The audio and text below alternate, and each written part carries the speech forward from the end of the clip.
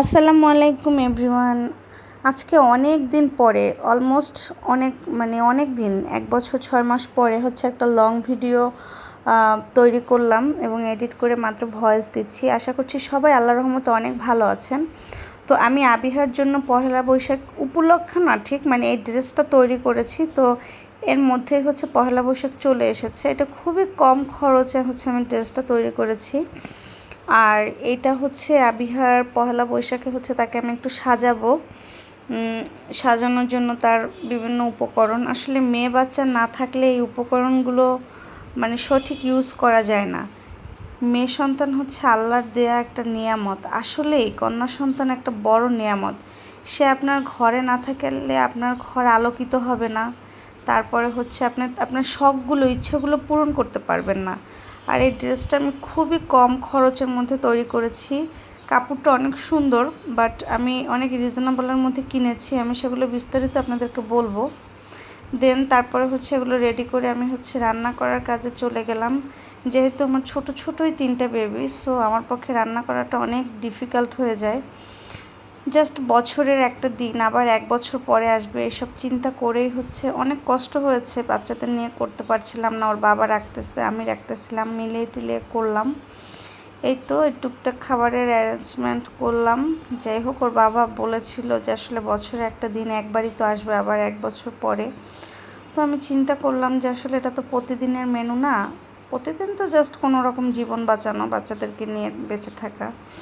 এই তো আজকে তাহলে অনেক কষ্টই হচ্ছে, বা যতই হোক তাহলে একটু করার চেষ্টা করি।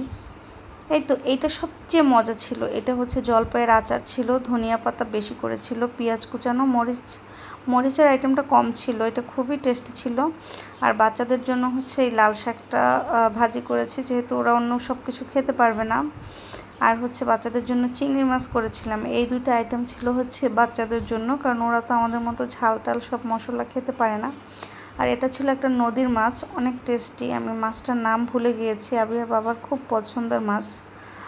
যাই হোক, তো এটা একদম ভুনো করলাম। দেন একটু সালাদ আইটেম ছিল। তারপর আবিহার বাবার অনেক নাকি রসগোল্লা খেতে ইচ্ছা করতেছে। সো আমি বললাম, তুমি রসগোল্লা কোথায় পাবে আপাতত? তাহলে কি করা যায়? আমি বলছি মিষ্টি টিষ্টি নিয়ে আসো। দেন খাওয়া দাওয়ার পর্ব শেষ করলাম। তারপরে পাকনা বুড়িটাকে একটু সাজুগুজু করে ছাদে নিয়ে আসছি, যেহেতু খুবই একটা প্যান্ডামিক সিচুয়েশন, বাচ্চাদের হামের খুবই খারাপ অবস্থা। তো এই অবস্থা তো আমি আমার বাচ্চা নিয়ে কোনোভাবেই রিস্ক নেব না। আর আমি বাহিরেও যাব না বাচ্চাদের নিয়ে। সো সেই জন্য আমি ওকে একটু সাজুগুজু করালাম, তারপর ছাদে নিয়ে আসলাম।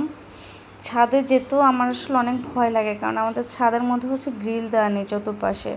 সো বাচ্চা নিয়ে যাওয়াটা অনেক রিস্ক, কারণ বাচ্চা মানুষ, বাচ্চা তো বাচ্চাই, দেখা যায় ব্যালেন্স করতে পারে না, হঠাৎ যদি দৌড় দেয় সো কী হবে। এই খারাপ দিকটা চিন্তা করে আসলে আমি ছাদে নিয়েই আসি না।